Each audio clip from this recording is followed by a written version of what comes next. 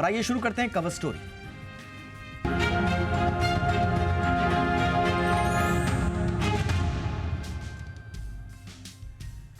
तो भारत दुनिया की सर्विस फैक्ट्री के रूप में उभर चुका है। गोल्डमैन सैक्स की ताजा रिपोर्ट जो कि सोमवार को आई है, उसमें यह खुलासा हुआ है कि ग्लोबल सर्विस एक्सपोर्ट में भारत की हिस्सेदारी 18 साल में डबल हो गई है।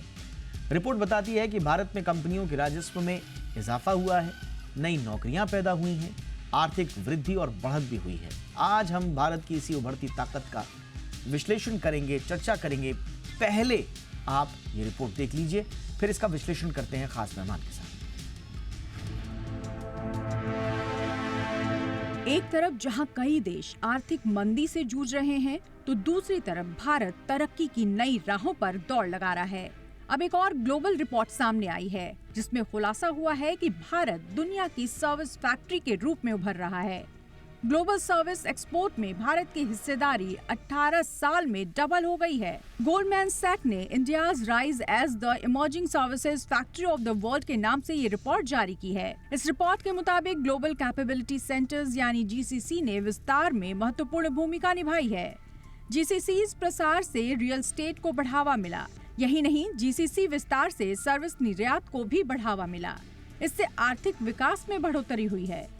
न सिर्फ रोजगार बढ़े, बल्कि इन कंपनियों के रेवेन्यू में तेजी से बढ़ोतरी दर्ज की गई है।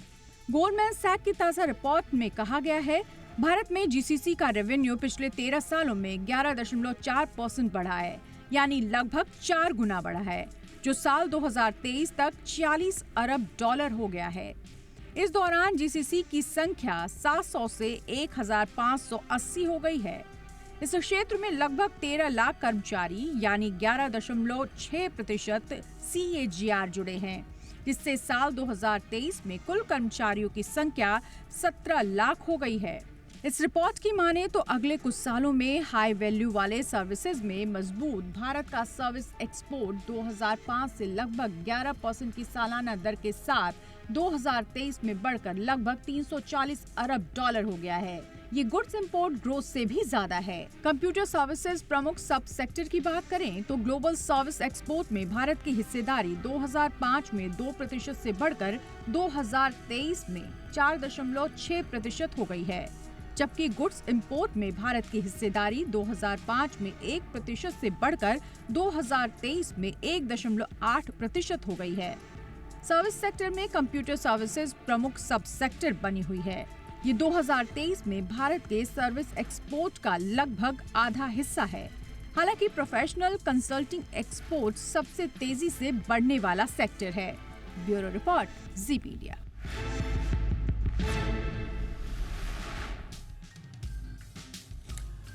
मेरे साथ बहुत ही खास मेहमान अजय बग्गा सर जुड़ चुके हैं। चेयरमैन हैं एलिमेंट्स प्लेटफॉर्म्स के और जाने माने मार्केट एक्सपर्ट हैं। बग्गा सर, गुड इवनिंग, बहुत बहुत स्वागत है सर आपका।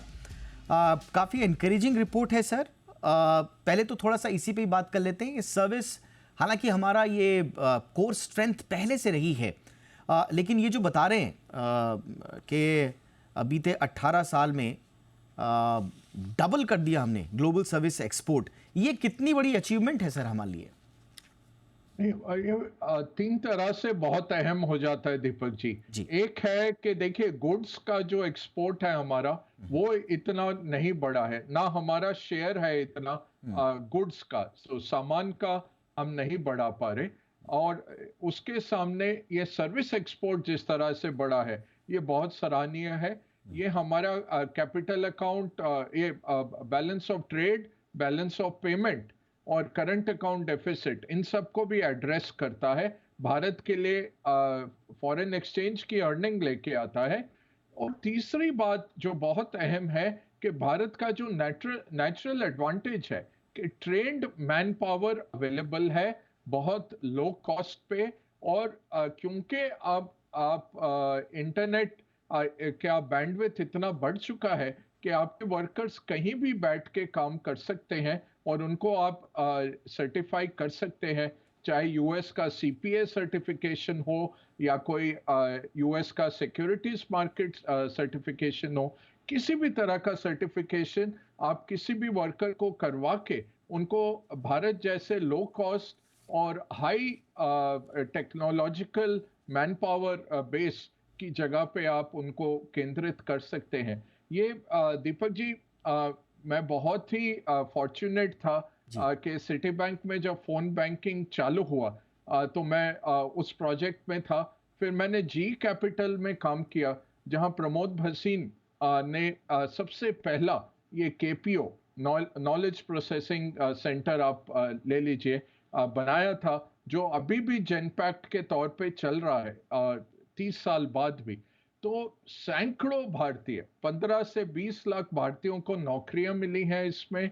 और मैकेंजी की एक रिपोर्ट मुझे याद है दीपक जी, उन दिनों की, ये 1990 की दशक की है, कि एक डेस्क का जॉब जब आप ऐसा क्रिएट करते हैं, ये नॉलेज बेस या सर्विस एक्सपोर्ट्स में, एक जॉब के सामने 10 और नौकरियां, आप सिक्योरिटी गार्ड्स, क्लीनिंग लोगों की, residential real estate, commercial real estate, transportation, बिजली का उत्पादन, कंप्यूटर्स, केबलिंग, आप ये सब ऐड करके देखिए तो 10 और जॉब इन जॉब्स के साथ आते थे। तो ये करिश्मा है बिल्कुल भारत का, और यही हमें उभारेगा, क्योंकि चाइना को टक्कर देना मैन्युफैक्चरिंग में, जो स्केल चाइना का है और जिस क्वालिटी पे चाइना पहुंच चुका है पिछले 30 साल से इन्वेस्ट कर करके, कि वो यूएस और यूरोप को भी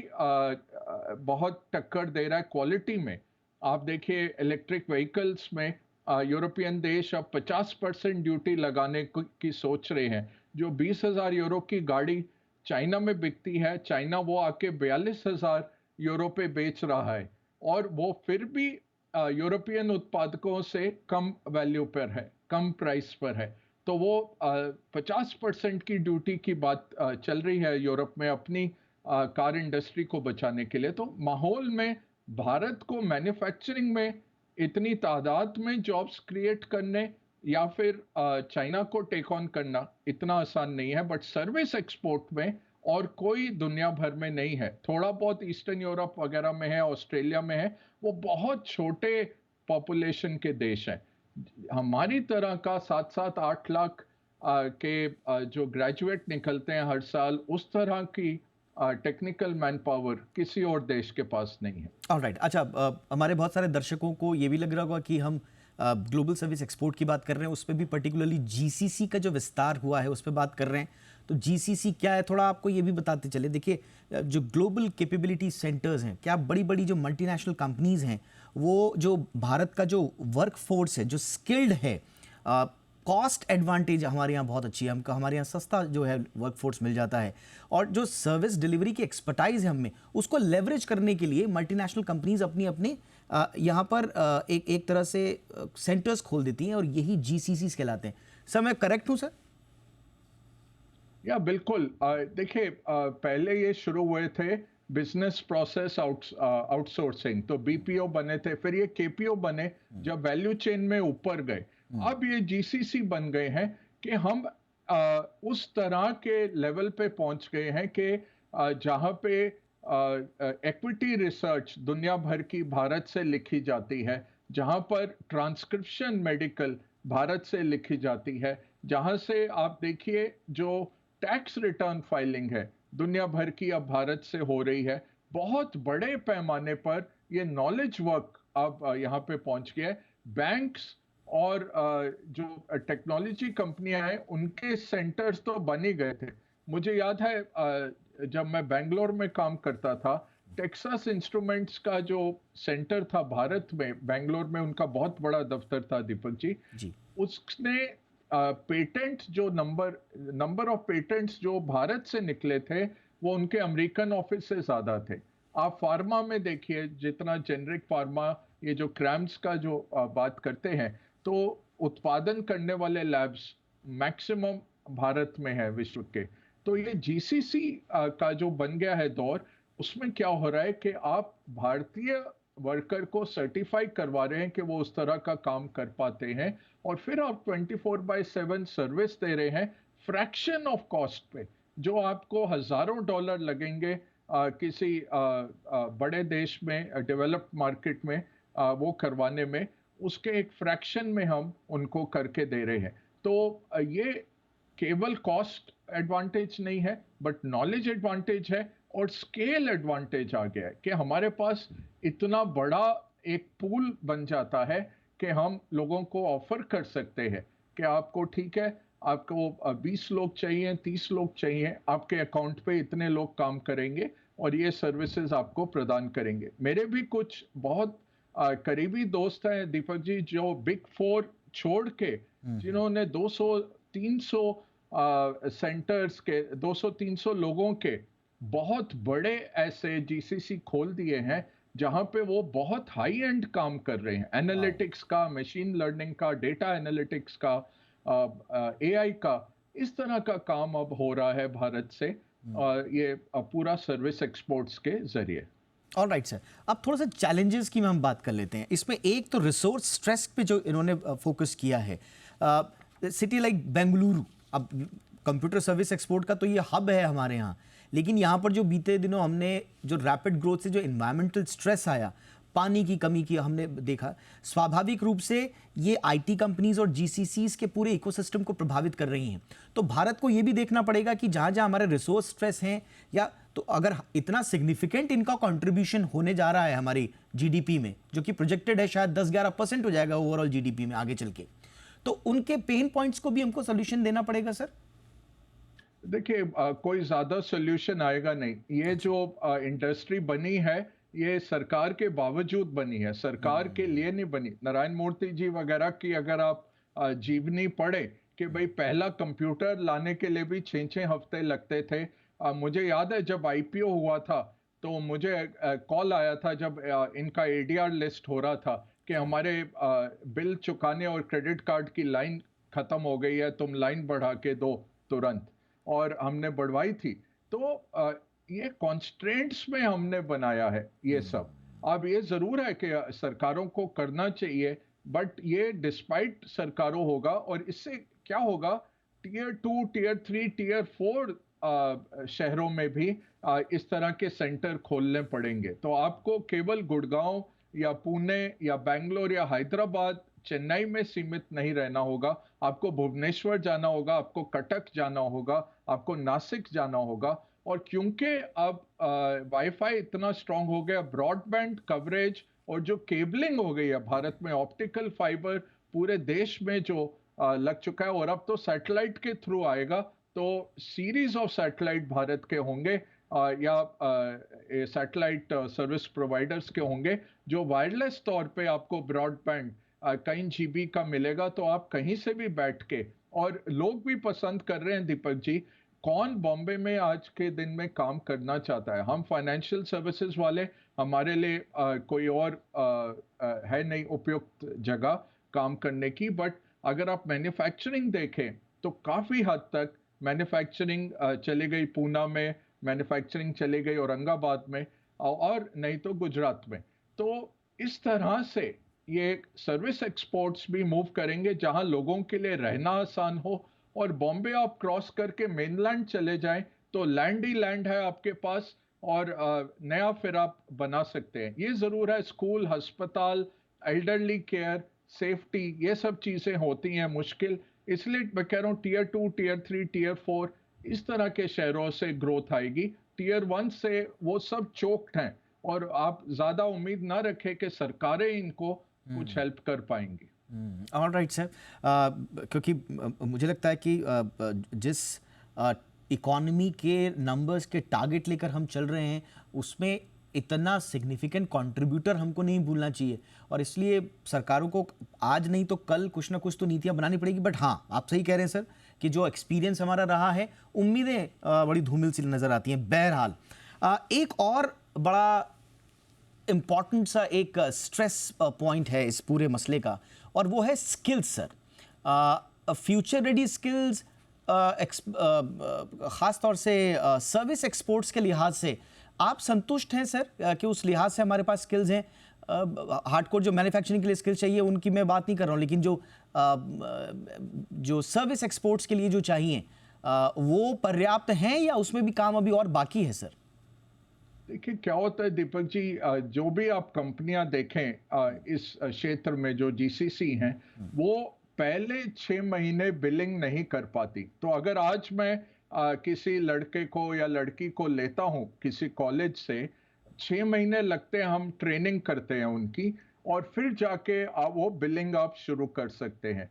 तो ये तो इशू है, स्किल का इशू है, बट इंग्लिश बोलते हैं और बेसिक डिग्री अच्छी है, फाइनेंस की डिग्री अच्छी है, सर्टिफाई करवा देती हैं कंपनियां इनको, फिर जो भी सर्टिफिकेशन चाहिए उससे, वो सब है। तो और अभी क्या है, 15 लाख लोग इसमें एम्प्लॉयड हैं, ये 15 लाख 30 लाख भी हो जाएगा, और 15 लाख भारतीय ढूंढने कोई इतनी बड़ी बात नहीं है, और इतना मुश्किल काम भी नहीं है ये जो होता है, स्पेशली एआई से। तो रिस्क जो मुझे दिखता है वो ऑटोमेशन से दिखता है, कि जो रिपीटेबल होगा और जो बहुत फैलाव का काम होगा वो ऑटोमेट हो जाएगा, और फिर आप हाईली वैल्यू एडेड काम करने में आपको बिलिंग मिलेगी। अब जब वो इतना अच्छा हो जाएगा एआई कि वो रिप्लेस करेगा ह्यूमन बीइंग को, तो वहां पे संकट आ सकता है। तो स्किल की हमारे पास बहुत भरपूर मात्रा में हमारे पास स्किल है, बट कंपनियों को ट्रेन करना पड़ता है, क्योंकि सिलेबस जो है वो पुराने हैं। सरकार ने ये न्यू एजुकेशन पॉलिसी से जरूर कोशिश कर रहे हैं, और स्पेशली जो अप्रेंटिस करके जो निकला है वो मैन्युफैक्चरिंग के लिए अच्छा है। इसमें भी अप्रेंटिस अगर लग जाए तो अच्छा रहेगा। तो देखते हैं वो कैसे इवॉल्व होता है, बट अभी तो कंपनियों को 6 महीने 1 साल जीरो रेवेन्यू पे लोगों को रखना पड़ता है, ट्रेन करके फिर उनको कस्टमर के सामने कर सकते हैं। एकदम से नया कोई ग्रेजुएट, कोई भी कस्टमर पे नहीं करेगा उनके लिए। ऑल राइट सर, यानी कि ये एक थोड़ा सा फ्यूचर के लिए एक बड़ा पेन पॉइंट रहेगा। सर, अब सर्विस में तो चलिए अच्छी अच्छी तस्वीरें हैं, और ये इन तस्वीरों की कहानी हम 90 के दशक से देख रहे हैं कि इस सेक्टर में हम ठीक ठाक ही कर रहे होते हैं, और अच्छी बात है अगर इसमें हम और आगे बढ़ें। लेकिन अगर हमें ओवरऑल अगर हमें इकोनॉमी को आगे बढ़ाना पड़ेगा, स्वाभाविक रूप से मैन्युफैक्चरिंग में एक्सीलेंस भी हमें चाहिए होगी, और एक ग्लोबल मैन्युफैक्चरिंग एक्सीलेंस क्रिएट करना जैसे हमने सर्विस में किया है, उसमें अभी कितना दूर है सर हम, और कितने पास? बहुत दूर है, बहुत दूर है। और सरकार ने जो पीएलआई शुरू किया है वो बहुत अच्छा स्कीम है, और थोड़ा थोड़ा हमें मिल भी रहा है उससे, अच्छा रुझान आ रहा है।